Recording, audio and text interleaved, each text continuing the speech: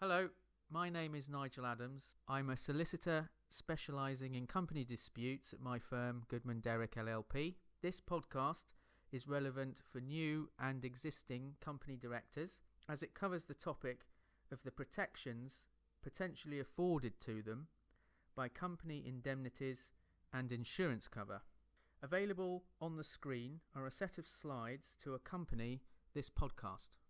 Company directors can be held personally responsible for any breach of duty they commit, or any breach of trust, or for their negligence.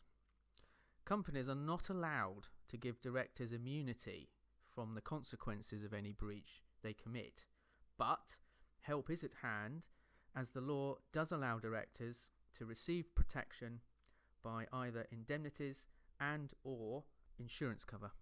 Company directors can be held personally responsible for any breach of duty they commit, or any breach of trust, or for their negligence. Companies are not allowed to give directors immunity from the consequences of any breach they commit, but help is at hand as the law does allow directors to receive protection by an indemnity from the company they work for, and directors are also allowed to be protected by insurance cover. Such policies are known as D&O, or Directors and Officers Insurance.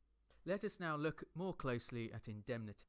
A company may offer a director an indemnity against liability, but only so long as it qualifies with the statutory code set out at Section 234 of the Companies Act 2006. That provides that indemnity cover will not be available in the case of criminal liability, or indeed in relation to regulatory penalties. Normally, an indemnity will only cover claims brought against the director by third parties, but in limited cases, cover will also be available in relation to claims brought by the company, but only if the claim by the company is unsuccessful. So for claims brought by a company against its own director that succeed, i.e. where liability against the director is proven, there will be no indemnity cover. Let us now look at some practical matters. First, it is important for directors to check the wording of their service contracts. That is where an indemnity provision is likely to be found if one exists. That will set out what is covered and how claims should be made, and also very importantly, what is not going to be covered by the company indemnity. If there are prescribed methods to make a claim under the company's indemnity, then those should be followed to the letter, or else the company might reject the indemnity claim.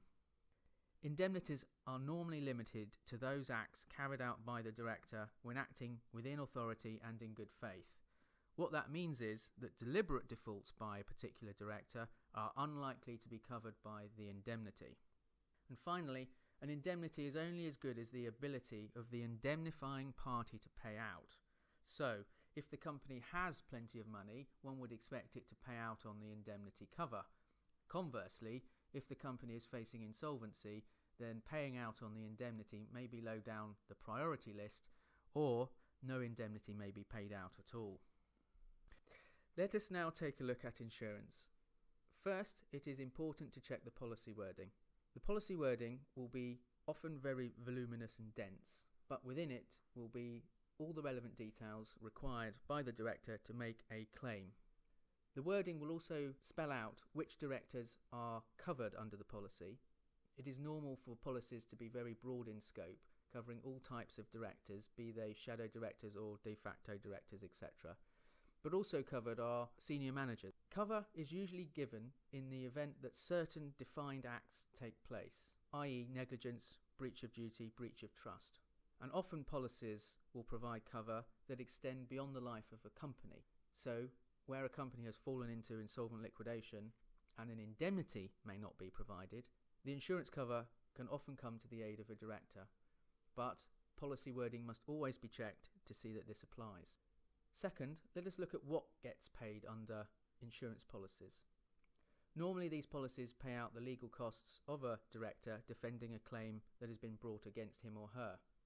Policies also extend cover to those sums which a director or officer may be liable to pay in damages, but policies do not normally pay out in the event of criminal liability, or indeed in relation to regulatory fines. So in that sense, they are similar to corporate indemnities. 3.